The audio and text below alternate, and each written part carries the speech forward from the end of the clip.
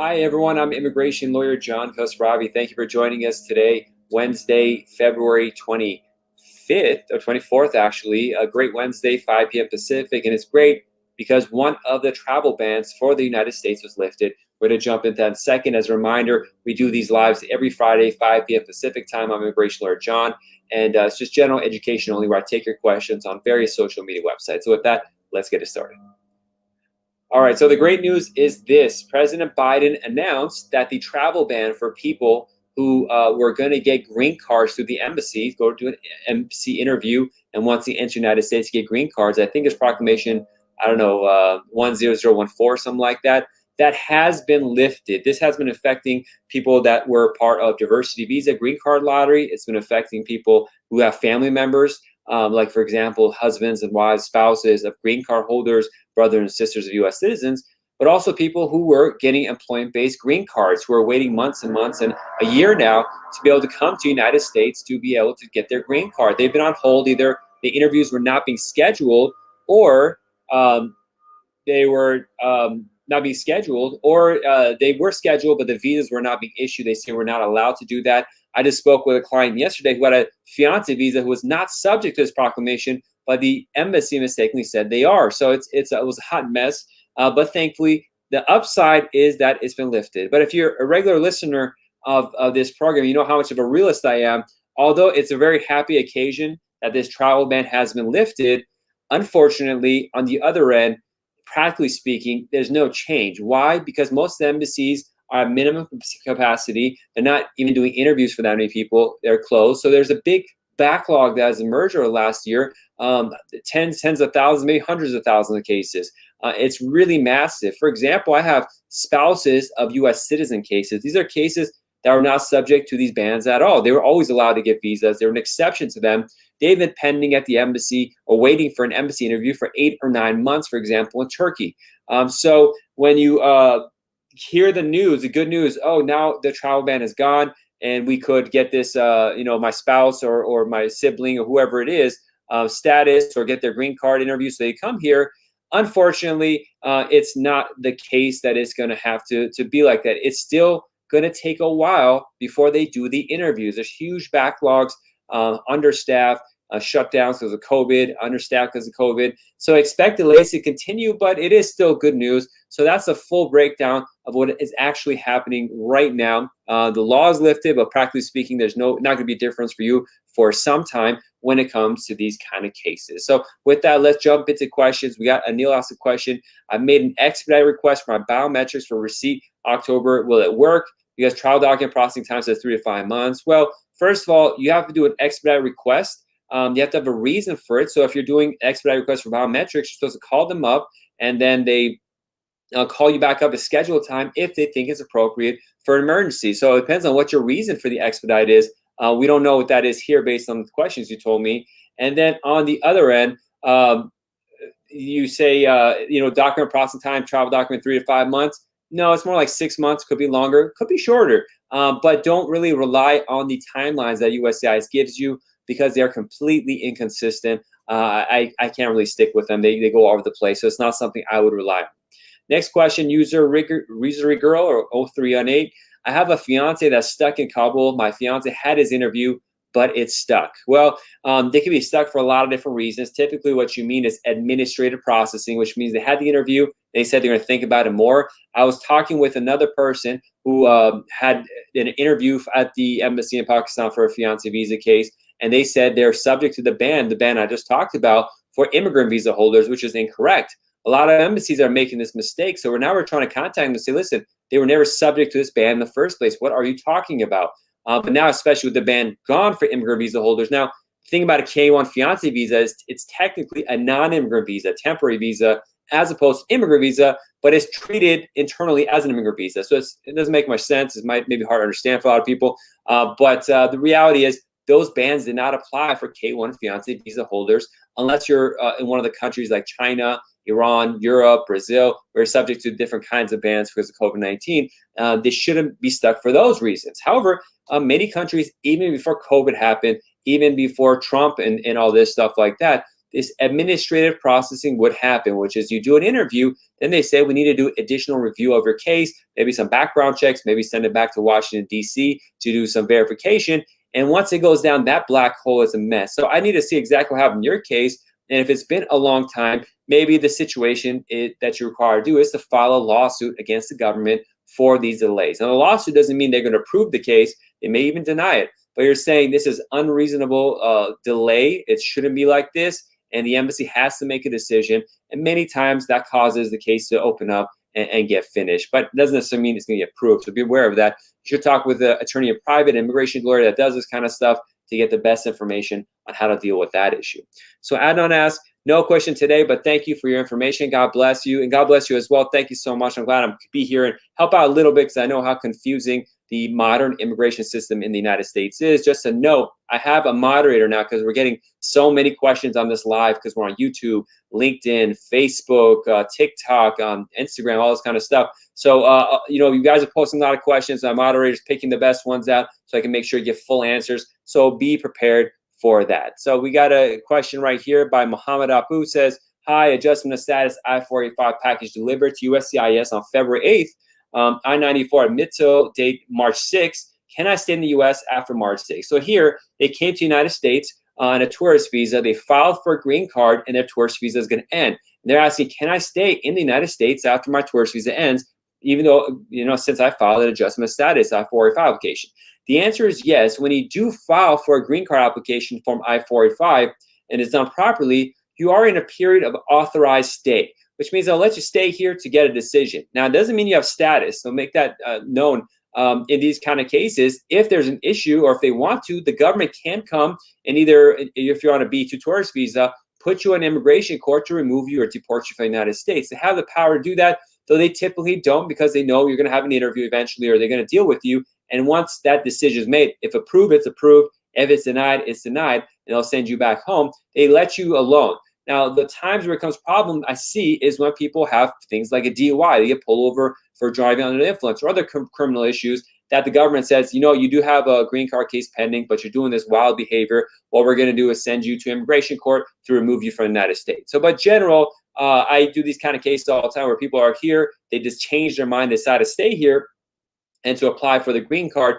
In those kind of cases, once you file for adjustment of status, it's okay to stay here. Just don't do anything wild, as long as the case is properly submitted within the time. So that's something that's really important. No, we get that question a lot. All right, so AJ Grant says, my MRV and application has expired. Do I need to have to personally update? Had an interview scheduled April 24th, 2020. My MRV, do you mean the stamp in your passport? Let me remember what MRV was. MRV stamp. For immigration purposes, I don't know what you mean by MRV. MRV is a green card stamp they put in your passport. You said it's expired. Do you have to personally update? Had an interview scheduled for Adrian, I'm not exactly sure what kind of case you're talking about. Potentially you had a removal of conditions case pending and the 18-month extension expired, so you got a stamp in your green card, but you still haven't got the interview yet. I don't know exactly what's going on in your case to be able to answer that question yet. Any more specifics? Schedule a consultation with my office. Let's see. Madigan asks, my sister had her adjustment of status marriage in the U.S., but did not tell her results. Does that happen? I'm not sure what you mean if they didn't have a result. So either she did the case and she gets a notification that her address is approved or not. The question doesn't fully make sense to me. All right. So next question is from Warrior 829. How about asylum cases, sir? I had a biometrics December and waiting for interview. So the biometrics you took for your asylum has nothing to do when you will get your interview. Asylum cases sometimes get done in a few months if you apply it, and sometimes they take years. And you have no control over it. Maybe if you file a lawsuit after a certain time, maybe you can make it go faster. There's some expedite programs that don't really work, in my opinion. Very rarely do they work. But overall, you just have to wait and be patient. So that's what you do with that. Ziggy asks, I have not received the green card for 1 year, and I have approved the I-751. So if you had the removal of conditions I-751 approved and it's not coming, then it's been a year, you need to contact USCIS to say, where's your green card? Now, we have a question being repeated by Sayed. Please don't repeat your question multiply and don't write in caps. It really confuses the answering system. If you do that, we'll have to remove you from the group. So I see you continually do that. So let me just tell you stop. Let me write stop really quick on here. Okay. So if you do that again, I'll have to remove it from the group. Okay, so next question, Amen asks, does putting outside of normal processing requests delay your case if done multiple times? Okay, so sometimes when cases are taking too long, you go online and you say, my case is outside normal processing times, it's taking too long. If you do it multiple times, what happens? Does it cause your case to be extended? It's not clear. In one sense, it causes them to pay attention to your case, say what's going on, so it could cause the case to move forward. But if you keep doing it, maybe it takes it out, because I don't know for sure, but someone had once told me that if you make a processing time request to say something's wrong with the case or there's delays, the person handling the case gives the case to another officer to review, and it takes it out of their queue and it goes back to them, and it kind of messes things up. So, the reality is, if you do it once or twice and nothing goes forward, I wouldn't do it again, and I'll just gap. So you ask once, nothing happens for X, or just because your case takes long, maybe 2 months later you ask again, and then if you ask again another 2 months, what's the point? It's not going to happen. Maybe get a congressperson involved, the ombudsman's office involved, or maybe wait 4 or 5 months to give some more time. But to repeatedly do it, it's a strategy. There's no correct answer to that, but it's something that's there, and you got to figure out what you want to do, make a decision. It's strategy. All right, Kendo asks, I applied for my downgrade from EB2 to EB3, and I applied for adjustment of status. Do you think I will get my EAD, or should I have my I-140 case approved first? They're different things. So they're just different things. It's up to USCIS what they want to do. If they want to approve the EAD first, I-140 first. The I-140 doesn't have to be approved first, but whether you get your EAD or not, that's not up to me. So I don't have an answer to that. Sugar Love asks, hi, is the public charge still in effect, and the affidavit of support for my sister absolutely necessary? Well, first of all, public charge rule for the most part is in effect. I think maybe in New York and some 2 or 3 states over there, it may not be. I don't have the details on that. I haven't done a case in that area for a while, so I can't remember. But just go to Form I-485 online at uscis.gov, and they update you on the latest on the court cases right there, what the rule is. These things are going to be going to the Supreme Court, so we're going to have a final decision there. And then you say, is the affidavit of support for my sister absolutely necessary? Well, I don't know if the petitioner has to do it. I don't know if your sister's a petitioner or not, but whoever the petitioner for a family-based case is has to submit an affidavit of support, unless you're exempt somehow from the affidavit of support. That goes into a lot more nuance that I'm not going to go into here. But if your petitioner, let's say your husband, if you're married or wife, whoever it is, can't do it, then you bring a joint sponsor. So when you're asking if something's necessary or not, I can't tell you because I don't know the details of your case. Mahmoud Apu says, thank you, you're welcome. AJ Grant says, MRV is a payment before I help to schedule interviews. Previous question, my MRV application has expired. Then do I personally update? The MRV fee, contact USCIS. I don't know. I have to see what's going on in your individual case. Sorry, AJ Grant. I don't know what the details of your case enough to be able to answer that. Just contact the embassy that you're dealing with to see what's going on with that. Madigan says she has a green card. What was your previous question? Interview based on marriage and did not decide on her case the same day. Okay, so you need to wait. So if you do a marriage green card case and you do an interview and they didn't make a decision, well, you need to wait for them to make a decision. It doesn't happen on the same day all the time. Sometimes it takes some time. So just be patient with that one. And so your sister, yeah, she'll need to wait. That's about it. Now, we're getting a lot of questions about how long my EAD is going to take, how long my green card, how long my interview for the embassy. There are no answers to this. Each case is different. You can have 2 cases submitted by, twins, 2 brothers submit their exact same case on the same day, same office, same exact paperwork, except their name is different, and who knows, their passport ID number is different. One will take 3 months, one will take a year. So when you ask me these questions about timelines, it's not possible for an answer because no one knows. And secondly, some answers are a little more easier, or we can give you a range, but without knowing all the details of your case, all the nuances, which would take me 5 or 10 minutes to research and read your application first, I'm not able to answer that. So please refrain from asking about when something's going to happen with your case. That's not a good question to ask me here. Please use the time wisely, ask more other stuff, but nothing about these questions about timelines. Noah asks, I have a citizenship case. My father was a U.S. citizen when I was born and was in the U.S. for 5 years, including 2 after the age of 14. He renounced citizenship in 2015. Do I qualify for citizenship? Well, that's a tricky question. When the reality is, when you renounce citizenship, it's not something typically done. So it's not something people, lawyers, usually see. It's very rare that someone have U.S. citizenship and they renounce it. On the other hand, if your father was a citizen when you were born and you were able to get citizenship from your parent, you got that citizenship the second you were born. So if you were born and then your dad renounced the citizenship, that's on him. You had already received U.S. citizenship. So I need to review the details of your case to see what's going on there, when you were born, what years your dad was here, what evidence he has of his 5 years of presence in the United States, including the time after the age of 14, when he renounced his citizenship, all that kind of stuff, be able to answer that question. So please schedule a private consultation to go over something detailed like that. Anil asks, I made an expedited request for biometrics for adjustment of status for receipt in October because my mother is sick back in my country. So I need to visit her. I told USCIS officers, so he met expedited request. Will it work? I don't know. It's not up to him whether it'll work or not. But it's not just the biometrics.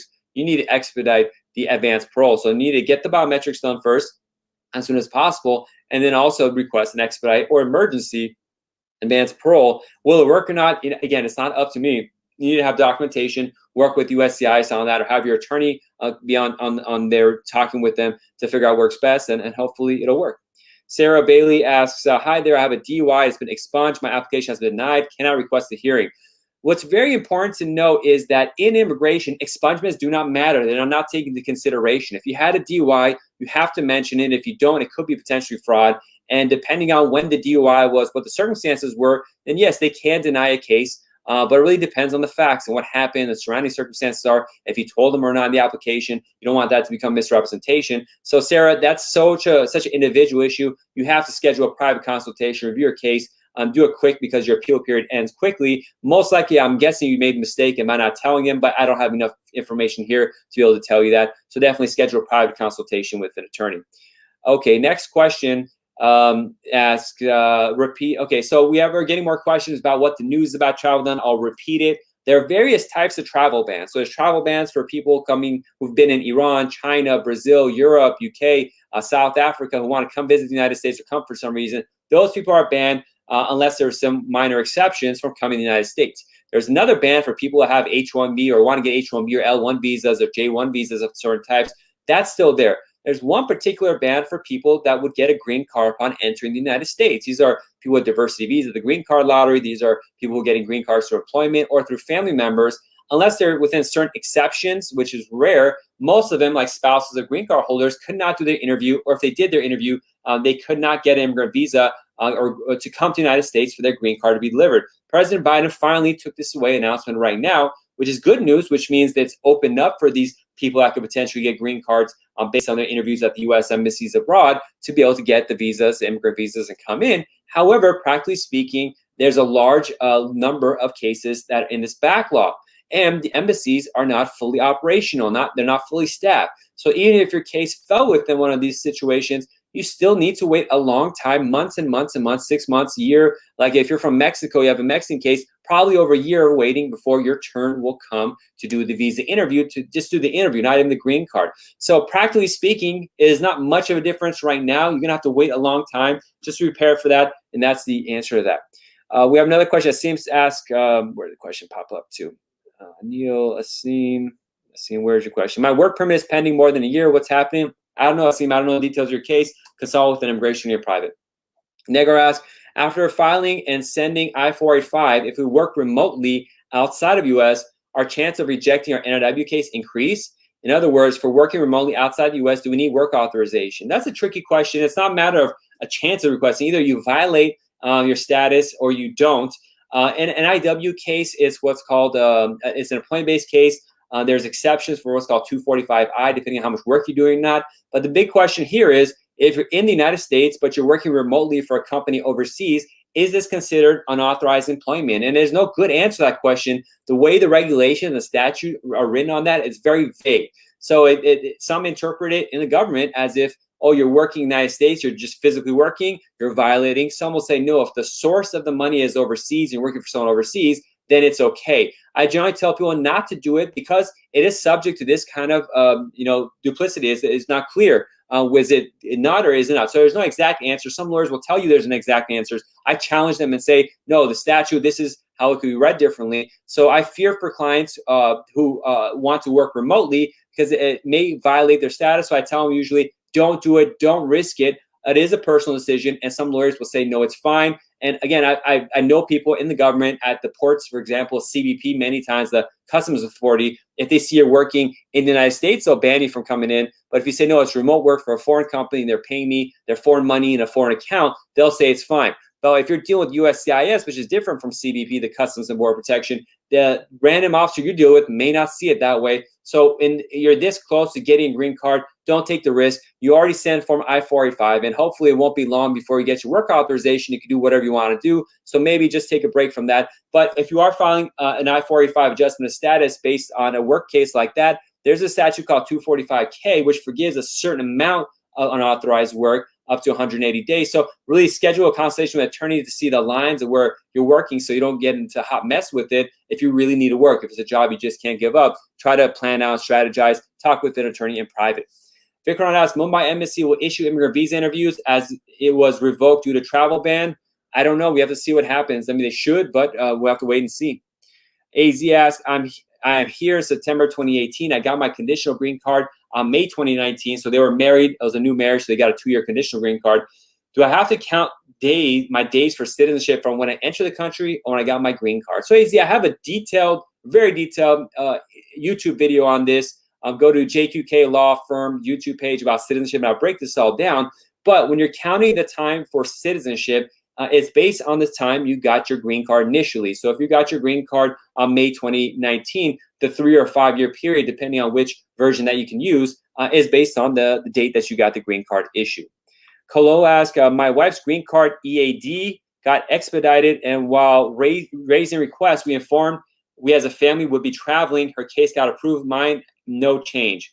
So you got to follow up to see what's happening. Unfortunately, they're not consistent with this kind of stuff. Sarah asks, thank you for your time, and we'll call you to discuss my case. Stay safe. Thank you, Sarah. Appreciate it. God bless you. Be safe. User asks, anything on the public charge rule, sir? Well, I did talk about that earlier. Generally, for the most parts of the country is going on. Maybe in New York, some areas is not. I don't have the details right now. I haven't had to deal with the case for a while. But the Supreme Court is probably very soon going to be reviewing it one more time. They've announced it. User Elaine asks, good night, great news, thanks for the info. You're welcome, Elaine. Thank you so much for joining us. God bless you. Madigan asks, do I have to leave the country if I want to change from asylum to employment-based green card? So Madigan, that's a tricky question. It's very complex. It's been years of trying to figure out the answer to that. It depends on when you file for asylum, what the basis of employment is. That's really something you should consult with several immigration attorneys in private, because each one's going to have a different answer to that because of a nuance of whether you're filing asylum keeps you in some sort of status that allows you to apply for a green card or not. Some field offices in the United States for USCIS will interpret this differently. Some will say, oh, the asylum pending is not some sort of status or caused by delay of the U.S. or keeping you in status. Some will say it's not. So I'll need to review your case, explain the pros and cons of moving forward with that case, and we can take it from there. Shamid asks, what does Shamid ask? Where'd your question pop up to? Elaine, Madigan, Shamid. Are asylum seekers included in Biden amnesty? Well, there is no Biden amnesty, and this is a really big misnomer that's happening. There are no rules or regulations. President Biden and his team just said something. It's a bill. These bills come all the time and they go all the time. Doesn't mean it's going to become a law. A bill is just some guy saying, let's do this, but whether it actually happens or not, we don't know. So any questions about Biden's rule or amnesty or stuff, there's nothing there. It won't be there for a while, so we have to be patient about that. Nads asks, is the F4 category okay too to get a visa interview? Thanks. Yeah, the F4 category falls within the group that were banned, so now they should be able to get an interview. Now, if you're in F4 category, this is brothers and sisters of U.S. citizens, siblings of U.S. citizens, and you're in China, you're still subject to a special ban for people that have recently been in China. For the most part, it's opened up, but as I said, practically speaking, they're so backed up that it's not going to make a difference for you depending on where you are online, but it's still going to take a while. All right, so we got about 9 more minutes. Let's get the last questions in there. Kenyon asks, even if an embassy is closed for visa interviews now, is it okay to do the online portion of B2 visa and pay the fee now to be in line whenever the embassy opens up? I mean, you can do that. I mean, yeah, give it a shot if you want. They may, I mean, things may change. You might need to update your thing. So it's like, it depends on whether you want to do that or not. There's a lot of different factors you got to consider, but it's up to you and how much time or money you want to waste on something like that. A quick note, if you are doing a marriage-based green card case, one is we're getting questions about timelines. There's a video on JQK Law Firm's YouTube page, JK Law Firm, a green card, marriage green card interview times. Timelines or something. Go check it out. It answers a lot of the questions in general of what you're going through. But importantly, download the Ultimate Marriage Green Card Guide, a no-cost guide that breaks down in detail the marriage immigration process. So you have it all, whether you're doing a fiancé visa, whether you're doing it through the embassy, adjustment of status, issues with the work permit, affidavit support, all that kind of stuff. It's there. Just go to www.marriageimmigrationlaw.com. Again, that's marriageimmigrationlaw.com, and download the Ultimate Marriage Green Card Guide that could break down the process for you to figure out what's going on for those couples that are dealing with this issue. And if you're not dealing with a marriage kind of case, it still goes over adjustment of status, affidavit support, work permit, EAD, advance for all that kind of stuff. So it does help you as well, but primarily geared towards people that are getting married or about to, or are married.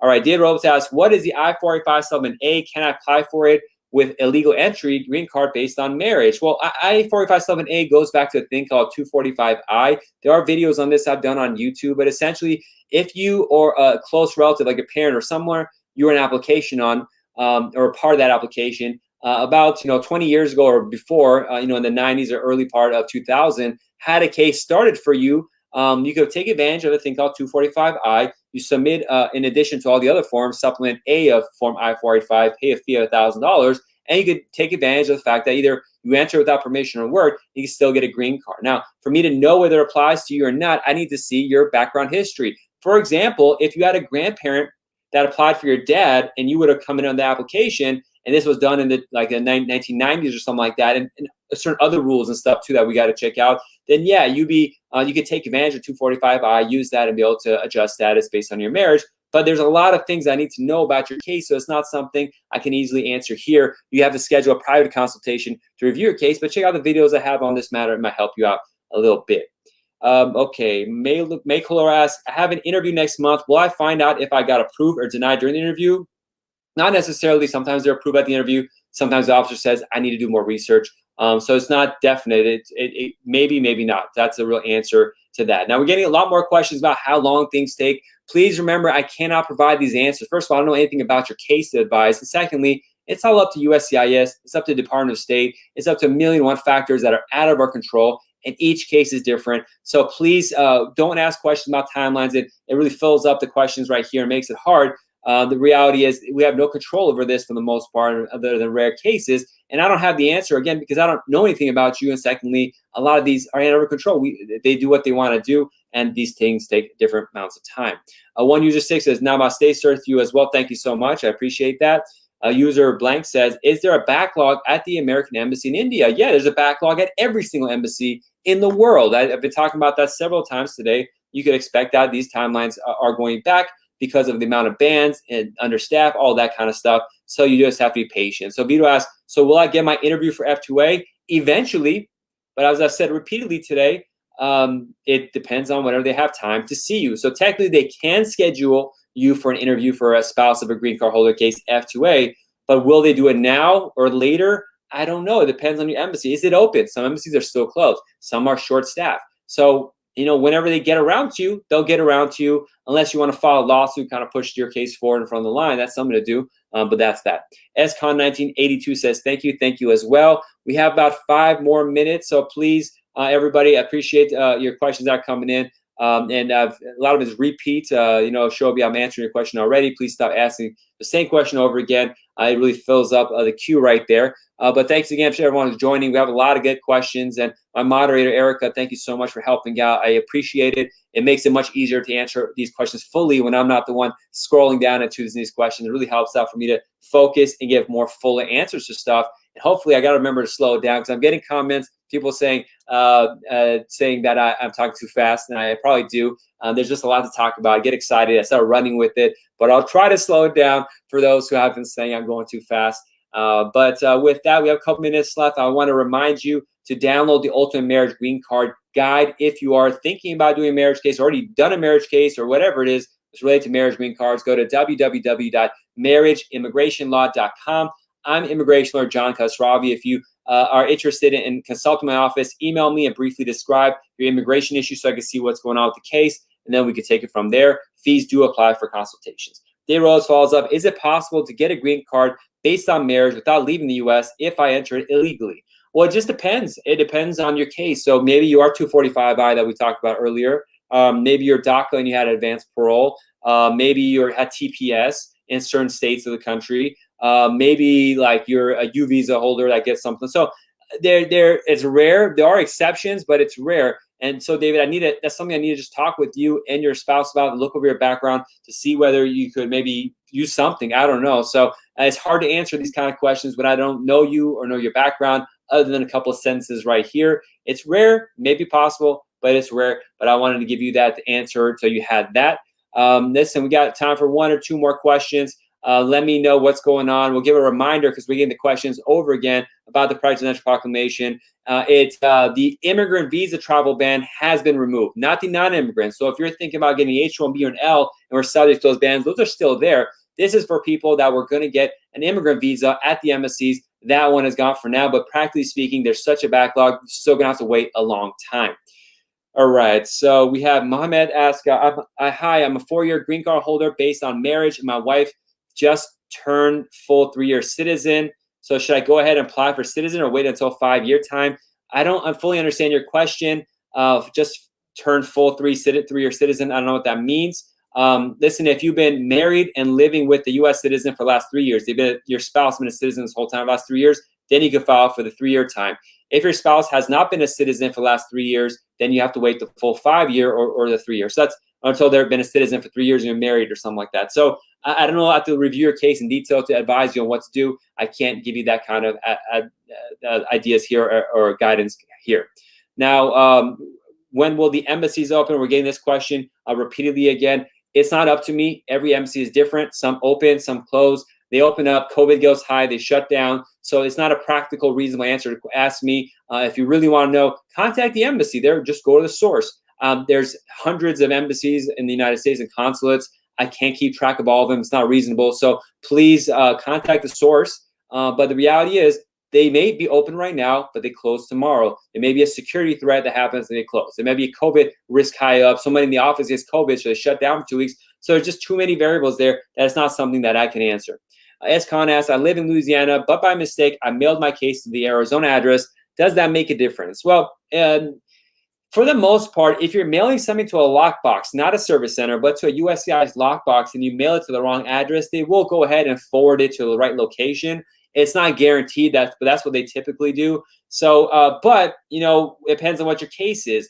If you have a case that's time sensitive, if you mail the wrong spot and your time expires and you lose your spot, you may want to resubmit it to the correct location. So one is they probably will forward it. I can't guarantee that. But if you want to be really safe, maybe you want to send it to the right location yourself, cancel the other case. So we have to see what's going on there. We schedule a time private to talk about that more. Mike Mitchell, probably our last question, asks, on my 2-year green card, it has fingerprint not available. Is that a problem or should I be worried? My previous EAD AP combo had my fingerprint.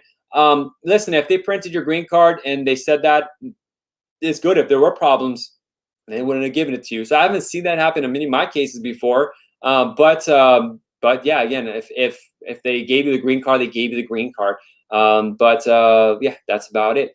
All right, everyone. Thank you so much for joining us today. Again, I'll be back next Wednesday, 5 p.m. Pacific time, just as I've been for last year, every Wednesday. Wow, there's a lot of these lives I'm doing. It's 52 weeks now. I want to thank everyone who joined. Download the Ultimate Marriage Green Card Guide at www.marriageimmigration.law.